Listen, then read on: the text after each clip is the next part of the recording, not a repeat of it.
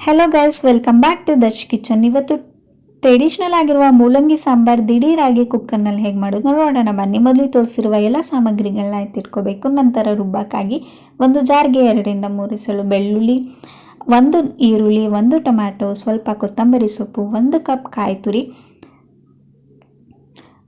ಗೋಳಿಗಾತದ ಹುಣಸೆಹಣ್ಣು, 1/4 ಚಮಚೆ ಜೀರಿಗೆ, 2-3 ಚಮಚೆ ಸಾಂಬಾರ್ ಪೌಡರ್, ಸ್ವಲ್ಪ ನೀರನ್ನ ಸೇರಿಸಿ ಮಸಾಲೆಗೆ ಸಣ್ಣದಾಗಿ ರುಬ್ಬಿಟ್ಕೊಳ್ಳೋಣ.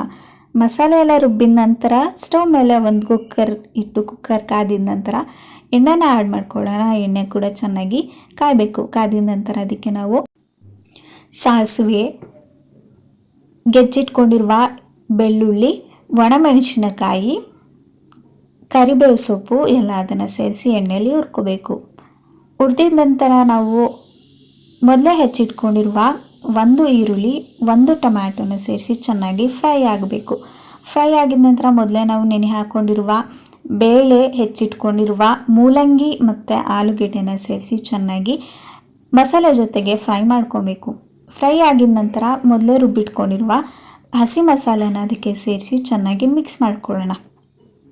ಮಿಕ್ಸ್ ಆಗಿದ ನಂತರ ಅದಕ್ಕೆ 1 ಚಮಚೆ ಸಾಂಬಾರ್ ಪೌಡರ್ನ ಆ್ಯಡ್ ಮಾಡಿ ಚೆನ್ನಾಗಿ ಕುದಿಯೋದಕ್ಕೆ ಬಿಡೋಣ. ಕುದಿದ ನಂತರ ಅಳತೆಗೆ ತಕ್ಕಷ್ಟು ನೀರನ್ನ ಸೇರಿಸಿ ಚೆನ್ನಾಗಿ ಮಿಕ್ಸ್ ಮಾಡ್ಕೋಬೇಕು. ಎಲ್ಲ ಮಸಾಲೆ ಮಿಕ್ಸ್ ಆಗಿದ ನಂತರ ರುಚಿಗೆ ತಕ್ಕಷ್ಟು ಉಪ್ಪನ್ನ ಹಾಕಿ ಕುಕ್ಕರ್ ಲಿಡ್ ಕ್ಲೋಸ್ ಮಾಡಿ 1 ವಿಷಲ್ ಹೊಡಿಸ್ಬೇಕು. ವಿಷಲ್ ಹೊಡಿಸಿ ಸ್ಟವ್ ಆಫ್ ಮಾಡಿ ಕುಕ್ಕರ್ ಲಿಡ್ ಓಪನ್ ಮಾಡಿದರೆ ಟ್ರೆಡಿಷ್ನಲ್ ಆಗಿರುವ ಮೂಲಂಗಿ sambar ready to serve. Thank you for watching Darsh kitchen.